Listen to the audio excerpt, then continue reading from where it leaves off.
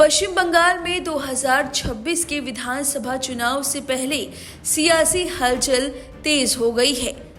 तृणमूल कांग्रेस से निष्कासित विधायक हुमायूं कबीर अब मुख्यमंत्री ममता बनर्जी के लिए नई चुनौती बनते नजर आ रहे हैं। टीएमसी से अलग होकर चुनाव लड़ने का ऐलान कर चुके हुमायूं कबीर ने अब दावा किया है कि उनकी पार्टी राज्य की 182 विधानसभा सीटों पर उम्मीदवार उतारेगी। हुमायूं कबीर का कहना है कि वह अकेले नहीं हैं, बल्कि गठबंधन के साथ चुनावी मैदान में उतरेंगे। उनके मुताबिक ऑल इंडिया मजलिस इत्तेहादुल मुसलमीन AIMIM और इंडियन सेक्युलर फ्रंट ISF के साथ बातचीत चल रही है। यदि यह गठबंधन अंतिम रूप ले लेता है तो यह ममता बनर्जी के लिए बड़ा राजनीतिक झटका साबित हो सकता है। हुमायूं कबीर ने संकेत देते हुए कहा कि असदुद्दीन ओवैसी की पार्टी AIMIM से तालमेल लगभग तय माना जा रहा है। उन्होंने कहा कि आने वाले दिनों में गठबंधन को लेकर स्थिति साफ हो जाएगी। राजनीतिक विश्लेषकों का मानना है कि AIMIM और हुमायूं की पार्टी का साथ आना TMC के मुस्लिम वोट बैंक में सेंध लगा सकता है, खासकर मुर्शिदाबाद और आसपास के इलाके में। जरा सुनिए हुमायूं ने ओवैसी को लेकर क्या कुछ कहा। ISF और मीम जोड़ के मैं एक साथ में ये चुनाव में अगले दिन में चुनाव में उतारूंगी एवं बंगाल के अच्छे तरह लोगों को रिजल्ट में मेरा पास में मेरा पार्टी को गठबंधन जो रहेगी इनको पास में ही अच्छा रिजल्ट आएगी, ये मेरा सोच रहा है। भरतपुर विधायक हुमायूं कबीर ने लिंचिंग की घटनाओं और आगामी विधानसभा चुनाव को लेकर कहा कि बंगाल में राजनीतिक समीकरण बदलने वाले हैं और जनता का रुझान साफ दिखाई दे रहा है। हुमायूं कबीर ने ममता बनर्जी पर मुस्लिम समुदाय को धोखा देने का गंभीर आरोप लगाया है। उनका कहना है कि वक्फ एक्ट समेत कई मुद्दों पर सरकार ने समुदाय की अपेक्षाओं पर खरा उतरने में विफलता दिखाई है। उन्होंने कहा, जो लोग उन्हें गद्दार बता रहे हैं, असल में वही लोग हैं जिन्होंने मुस्लिम समाज के भरोसे को ठेस पहुंचाई है। इससे पहले हुमायूं कबीर यह भी कह चुके हैं कि उनकी पार्टी यूनियन पार्टी राज्य की 294 विधानसभा सीटों में से 135 सीटों पर चुनाव लड़ने की तैयारी कर रही थी और उनका लक्ष्य कम से कम 90 सीटें जीतने का था और अब यह आंकड़ा बढ़ गया है। अब 182 सीटों पर चुनाव लड़ने के ऐलान के बाद उनके इरादे और भी बड़े नजर आ रहे हैं। हुमायूं ने दावा किया कि अगर उनकी पार्टी ISF और AIMIM एक साथ चुनाव लड़ती है तो परिणाम चौंकाने वाले होंगे। बंगाल की राजनीति में ऐसा नतीजा सामने आएगा जिसकी कल्पना बड़े बड़े अनुभवी नेता भी नहीं कर पाए हैं। हालांकि सीट बंटवारे को लेकर अभी तस्वीर साफ नहीं है। हुमायूं कबीर ने बताया कि वह 31 दिसंबर तक अपने संभावित सहयोगियों का इंतजार करेंगे। इसके बाद गठबंधन से जुड़ी पूरी रणनीति सार्वजनिक की जाएगी।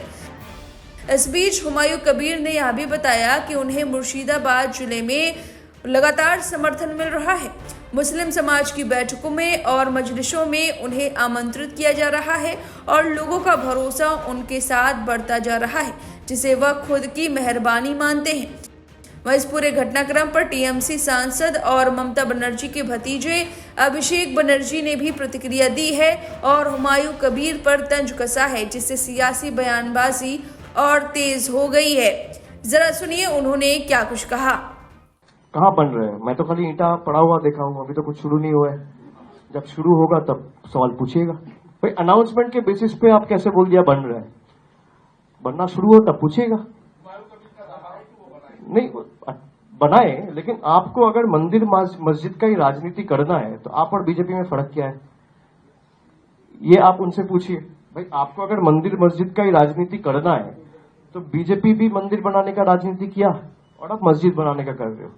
और यही हुमायूं कबीर 2019 में बीजेपी का कैंडिडेट था।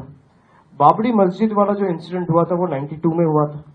तो 27 साल बाद आपको रियलाइज नहीं हुआ जब 2019 में जिस पार्टी ने बाबरी मस्जिद तोड़ा था उस पार्टी के कैंडिडेट बनने के लिए आप गए दिल्ली, बीजेपी ज्वाइन किया, तब आपको रियलाइज नहीं हुआ, पर अब रियलाइज हो रहे हो।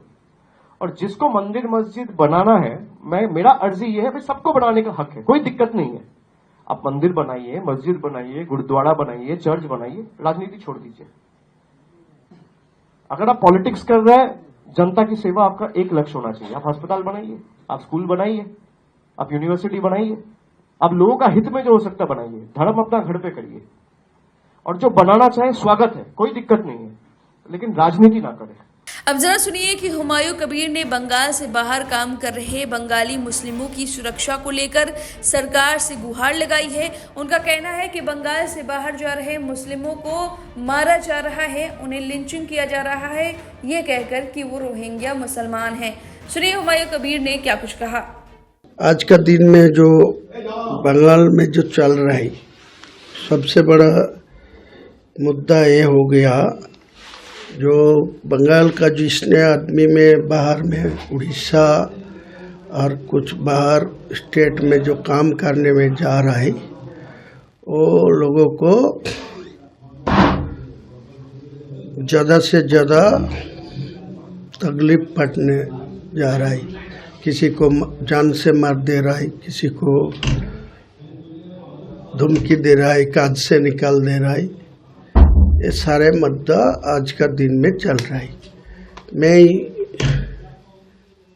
एक संदेश देना चाहते हैं भारत को, सरकार को, जो उनका उड़ीसा से अलग जो स्टेट है, असम है, वो यूपी है, छत्तीसगढ़ है, दिल्ली है, ये सब स्टेट में जो बंगाल से जो आदमी लोग जा रहा है काम के लिए, उनको सही सलामत में काम करने के लिए सिक्योरिटी उनको देना चाहिए। कोई बंगाल का आदमी बाहर जाके वो उनको मारेगी, तोड़ेगी, उनको काम से निकाल देंगी, तो बंगाल का आदमी तो यहाँ तो बाहर का स्टेट में सारे लोग यहाँ काम करके आएंगे। उनको तो कोई बंगाल का जो रहने वाला है, ये लोग तो उनको खिलाफ कोई कुछ कार्रवाई नहीं किया। तो इसीलिए ध्यान देने के लिए मैं अब इस खबर पर आपकी जो भी राय हमें कमेंट करके जरूर बताएं।